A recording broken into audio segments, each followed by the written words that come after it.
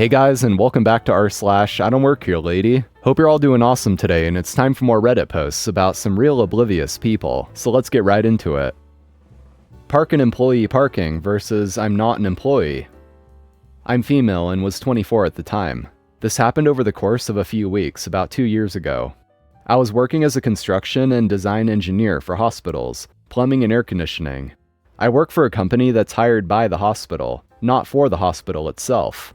My company had been hired to do an ER renovation on an old hospital, and the plans for the existing building were really old or damaged, or just didn't exist anymore.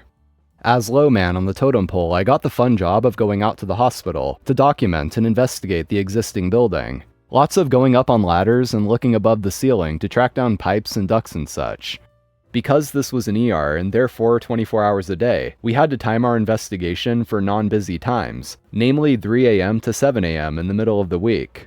I was also working my normal office hours, because my job offered overtime or in lieu hours, and I needed the overtime to pay college loans. So for all these interactions, I was exhausted and just didn't give a crap. So on to the story. I had to park in the hospital parking garage, on the top floor, to be out of the way of patients and visitors. I had finished early because an emergency had come into the ER, and I had to get out of the way.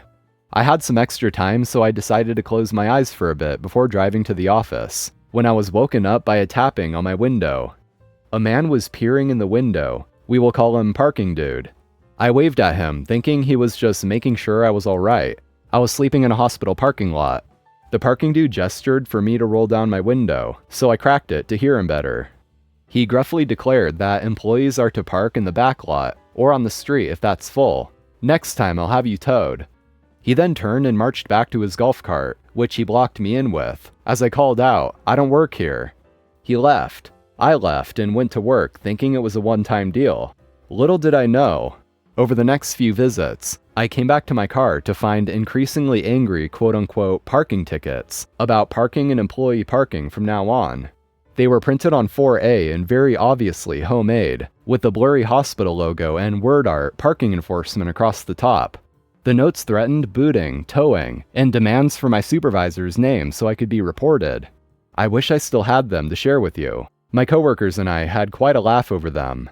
I even left a note on my dash saying I wasn't an employee, and the next ticket had a rant about lying, and that you will be written up for lying once I get your supervisor's name.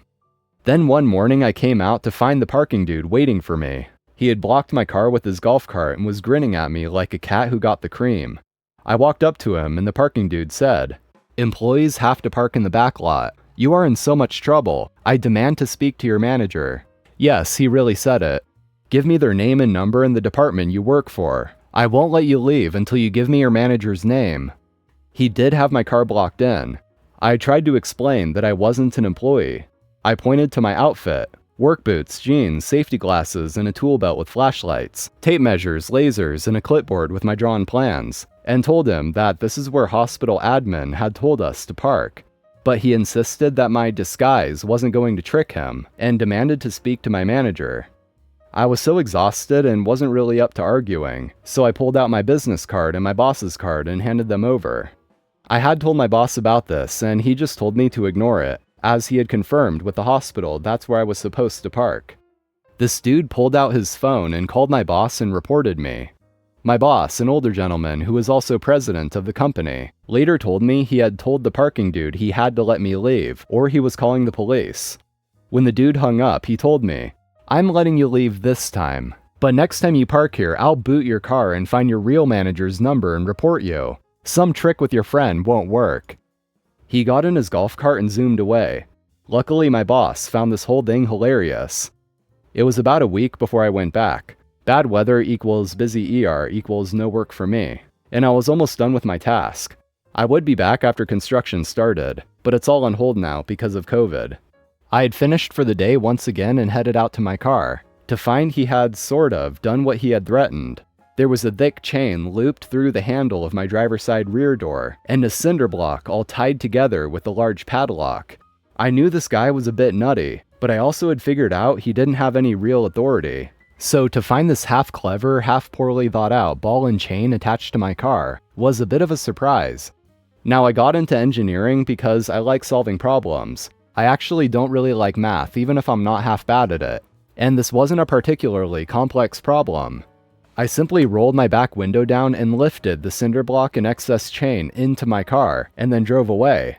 I passed the parking dude on my way out. To say he was shocked was an understatement, and I gave him a jaunty wave as I drove by. It was a cold drive back to my office with the window open, but it was worth the look on his face. When I got to the office, I had to go in and sign out the bolt cutters, and was followed out by a parade of my coworkers to see it for themselves. I had to go back one more time. I was eager to see what the parking dude might do after his last plan failed. I came out to find he had tried the chain and cinder block bit again. This time he had wrapped the chain around the bottom of the wheel a few times, and had the cinder block tied pretty close to the wheel, and the chain through the handle again. It was definitely chained in a way that would take a lot more ingenuity to get out of. Or a pair of bolt cutters I hadn't returned to the office. You know, just in case. I cut through the chain, unchained the car, and then loaded the whole lot into my trunk. The parking dude must have been harassing some other person, because he only pulled up as I was backing out of the spot. He blocked my car again with his cart and jumped out. He came to my window and I did roll it down just to see what he had to say. Hey, where are the chains? How did you get loose? This is stealing. Is it stealing to take stuff he attached to my car? I will have your job for this. I never did hear the rest of the rant as I yelled, "Magic, and I'm not an employee," during a pause for breath, and drove around his cart and away. It was the most dramatic exit of my life and will probably never be topped. It was my last day there for now, and I've since gotten a new car, so I'm not sure if I'll run into the parking dude again. I'd like to think he is still puzzled over how I managed to unchain my car. My boss did lodge a complaint, but I don't think anything came of it. Edit to answer some of the questions in the comments. The chain was the rubber or plastic coated kind. This guy was prepared, and I was pretty gentle in removing it. No harm came to my old car. I did report him to the hospital, but I didn't follow up as no real harm was done to me. I regret not following up, just because he could have done this to others who wouldn't have found it as amusing. I was a zombie from lack of sleep. Calling the cops didn't even occur to me, especially as the interactions were under 10 minutes. I was fairly amused by the whole thing and didn't feel my safety was threatened. Jumping into the wrong moving car. So one day after work, my buddy and I planned to go play some disc golf, and he asked me to pick him up on the way. Some helpful background info here. We were both college students at the time, and I was driving a silver minivan. Also, my friend, let's call him Brad, is a pretty big stoner, and can be an idiot at times. Anyway, I was on my way over to pick him up, and while stopped at a light a block or two away, texted him that I'm about to pull up. So Brad goes to stand by the street to wait for me. Light turns green, I go forward and turn on his street. Right as I'm turning, I see an identical silver minivan driving down the street about 100 feet in front of me. I also see Brad by the street, watching this other minivan approach, slowly walking towards it. Immediately, I know he is thinking it is me, and knowing Brad is stoned and impulsive, know something is gonna go down. Unfortunately for the other minivan driver, he wasn't driving very fast and also had his windows rolled down. So naturally, Brad, not looking too closely, thinks it's me messing with him by not slowing down, and he proceeds to start sprinting at this car, and jumps head first through the open passenger side window. I cannot believe what I just witnessed and stopped my car, doubling over in laughter, as half of Brad is still sticking out of this car as it slams to a halt, and he finishes squirming his legs into the seat. He then finally looks up at the driver and goes, "Oh, you're not OP." The driver happened to be some poor high school kid, looking on in shock and terror at this crazy-looking college kid, reeking of weed and jumping into his window. Not sure if he said anything, as Brad opens the door, gets out, apologizes, and sees me sitting in my car laughing my ass off 50 feet behind him. I swear, I didn't mean to hit her. As a grown woman, I am shy, anxious, hate confrontation, and try my best to avoid eye contact. I have also always had the habit of flailing and trying to escape when someone touches me unexpectedly. I have accidentally hit many people in the past, mostly family members and a couple of friends. They've all been cool about it, especially because I always apologize and they have usually been warned beforehand. I'm not very strong either, so my panicky, limp-wristed flailing doesn't usually hurt when it connects. With that said, at 12, I was far worse. One day my mother had injured herself at work, and while she could drive, she had trouble walking. So after school, I was sent into the grocery store for the essentials while she waited in the car. It was my first time shopping alone. I was nervous as hell and just trying to grab the stuff and get out of there. It's been a while, but I know I was wearing a t-shirt, probably with Snoopy or Tweety Bird on it, jean shorts, and Velcro shoes, because that was generally what I wore at that time. While I reached my full height of 5'9" early and was probably 5'5" or so at this time, I was still very obviously a kid. On the way to the milk, I ducked down an aisle to avoid a group coming my way, and noticed a display of old-fashioned cream soda, sold in the individual bottles. I had been given permission to get something for myself and I loved these sodas, but they were hard to find, so I was definitely getting some. As I was loading up my basket, I heard someone behind me clear their throat. Thinking I was blocking the path, I did not look back at them, and just moved closer to the shelf. Then I heard an aggressive sounding, "Excuse me." So I stepped to the side, thinking I was blocking what this person wanted, and reached up high for one more soda on the top shelf. That's when I felt a hand clamp down on my shoulder, gripping tightly as long nails dug in hard.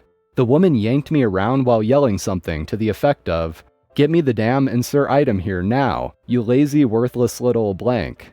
That's when I let out a terrified yelp, stumbled back, and flailed at her, with my left hand, the hand that was holding the heavy glass bottle of soda. I can still remember the dull clink it made as it collided with that woman's head. She let me go. I don't know what her response was, because I dropped the shopping basket and ran away, crying hysterically. Not my proudest moment. I ran out, jumped in the car, and begged my mother to just go. She did. I think she assumed I'd had a panic attack or something, but thankfully she didn't question it at the time. I didn't manage to calm down enough to tell her what happened until we got home. She checked my shoulder and found that the woman's fingernails had actually cut through my shirt and torn into my skin. It was surprisingly painful. I have since learned to control my more wild flailing, instead just putting a hand up between me and the other person while cringing away. But even though I thought I was to blame at the time, I now think this lady deserved what she got. If you lay your hands on someone hard enough to draw blood, you deserve to get cracked in the cranium with cream soda. I am holding a baby. This one's short, not really any drama, but seriously? I was shopping in Wally World looking for detergent, baby on my hip, and grocery bag over my other shoulder. An older lady walks by the aisle and asks, "Do you work here?" I say no. She goes, "Are you sure?" I tell her I'm holding a baby. She grumbles and walks away. Why don't they take no for an answer? Why push when someone says no, I don't work here, especially when they clearly don't? I don't understand it. And that's it for today, everyone. Thank you for watching. Drop a like if you enjoyed, I'd really appreciate it, and also subscribe to the channel for more. So take care, I'll see you next time.